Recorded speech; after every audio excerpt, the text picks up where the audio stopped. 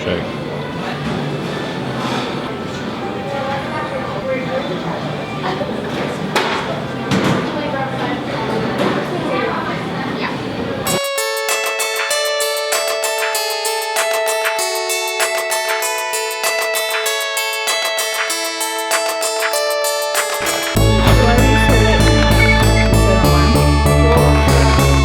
Once upon a time, there was a boy and his dad.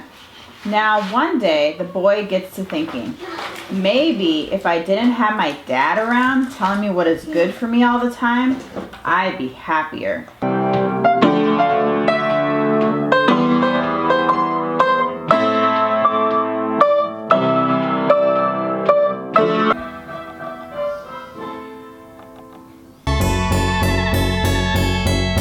Tastes like tuna. Yeah, that's what I said. Are you sure? Yeah, it's chicken breast. Me and Seven found a bunch of rocks, really cool ones, and now we're washing them.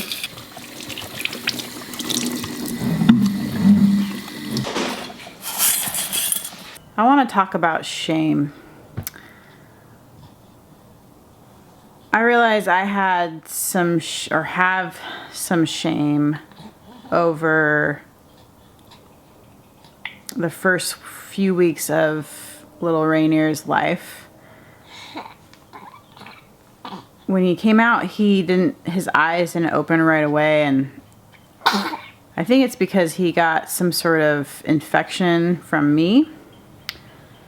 That was really hard for me. I didn't realize I had shame around that until Filia said something about, she saw on a show we were watching, another baby being born, and she said, oh, that baby's eyes opened right away when he came out. No fair. And our baby didn't do that. And it made me feel this feeling, and I was like, what is that feeling I'm feeling?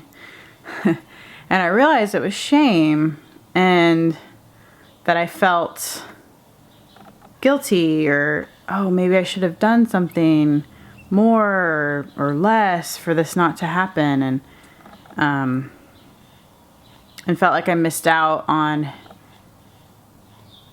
the first couple weeks of his eyes being more open, and that he suffered because of that. And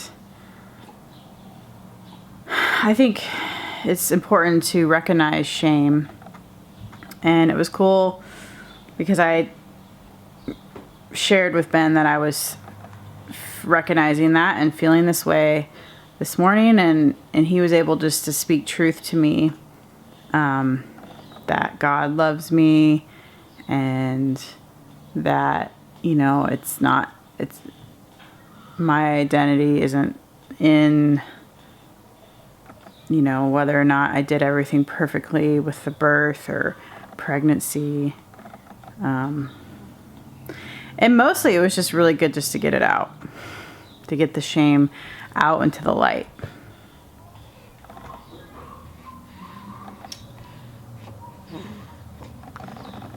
Hi, buddy. Hi. Hey, bud. Yeah. Hi, buddy.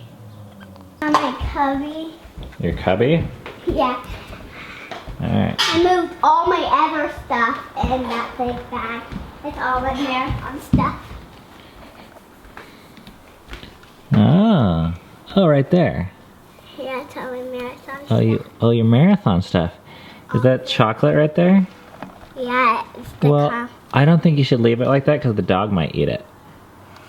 I should close it up. Yeah. Or the dog won't get it. Good job, though.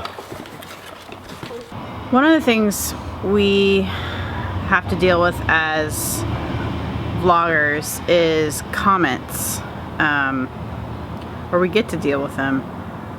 Most of our comments seem to be pretty positive, and there's the occasional negative comment, and it's been a challenge to know how to respond to a negative comment, especially when they're talking about how you parent or your marriage, or your husband, or your kids, you know, those personal things. And I always have to stop for a moment and say, you know, what's the most important thing here? And, you know, I might start thinking of a response, and then I have to ask the question, because this is what I really believe. Do I want to win the argument or prove my point and be right, or do I want to win the person? And I would rather win the person, even though sometimes I'd like to be right. But it's a challenge.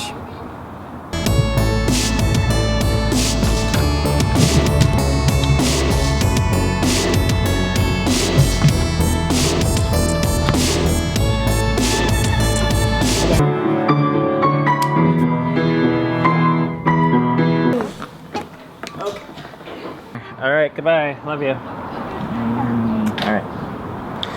Cami and I are heading out to dinner because it's our date night, and we have a very difficult errand to run tonight, so it's not all gonna be just fun. One of the hard things about vlogging is we have things in our life, we have family and stuff that comes up that can be difficult and takes up a big part of our life. But because of confidence issues, you know, we can't just talk about it. Family is probably the most difficult thing in our life, family relationships. And I don't think we're unique that way. But what we've kind of decided for this vlog is not to bring people into it that don't want to be a part of it. And it's not their vlog, and really we're sharing our perspective. But it's hard because we don't want to violate those relationships that are our real life. Those are the most important things to us. But we want to be real. We have a lot of difficult family relationships and a lot of family problems. So if you have that, you're not alone. Just because we don't show it doesn't mean it doesn't exist. We've had a family member visiting us from out of town this whole week, and it's actually made our whole week really crazy, and we haven't shown it on the vlog at all because we're really trying to honor our family. But it's really wreaked havoc on our schedule and just kind of our mental space. And family is super important to us. All family is. Anyways, this particular family member got in a run-in with the police and is now at the psych ward of a hospital. And that's where we're going right now, is to visit them at the hospital. Ben mentioned to me that it would be good to visit our family in the hospital, and to be honest, my first reaction was, oh no, I don't want to do that. I didn't want to do that because I didn't want to create more chaos to our date. I didn't want it to detract from our date. That was my first reaction, but then I started to think about what's going on with this person, and to think about what Jesus says about when we visit people and care for people and who are the least of these. So meaning like they're weaker, they have maybe more problems. Doesn't make them worse, it just makes them having more problems. But when we do those things, when we care for those people, it's like we're caring for Him. And that really spoke to me and actually really changed my attitude and made it worth going, or worth caring for this person in this way. The thing that's been really helpful for me in this entire process is it's easy to be judgmental and to think, oh, screw you, you're being a jerk, I'm going to be a jerk. But the thing that's been the most helpful for me, I think it's something I learned actually in going to 12-step groups for my sponsor. He says when someone's not loving you, or when you don't feel loved by someone, instead of kind of like being mean, if you can like picture them as being sick, then you could treat them in the same way that they would treat a sick person. So actually, we've been trying to hang out with this person all week. It's actually almost ironic now that we're even going to the hospital, because before they weren't in the hospital. So we had to use our imagination about them being sick, but now they're actually in the hospital.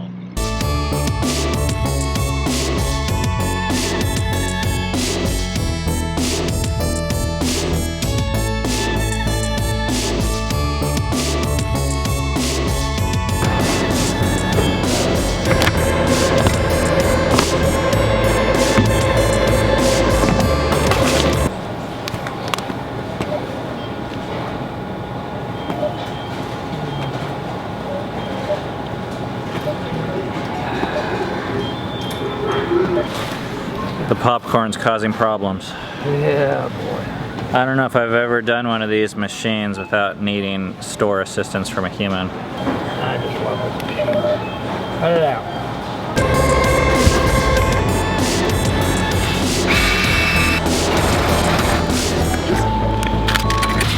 I just bought food to take to the hospital because hospital food tastes like shit. But I don't really know what to buy someone in a psych ward. But I was told no knives and no caffeine. Oh, why is the baby all alone back here? Hi. Hi.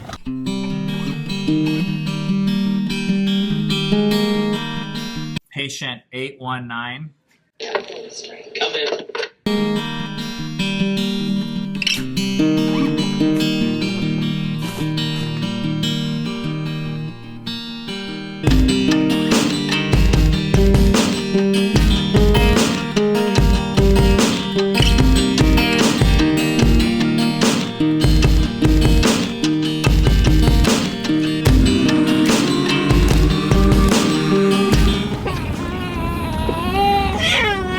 Ben was gonna take me to Olive Garden, but it was a really long wait.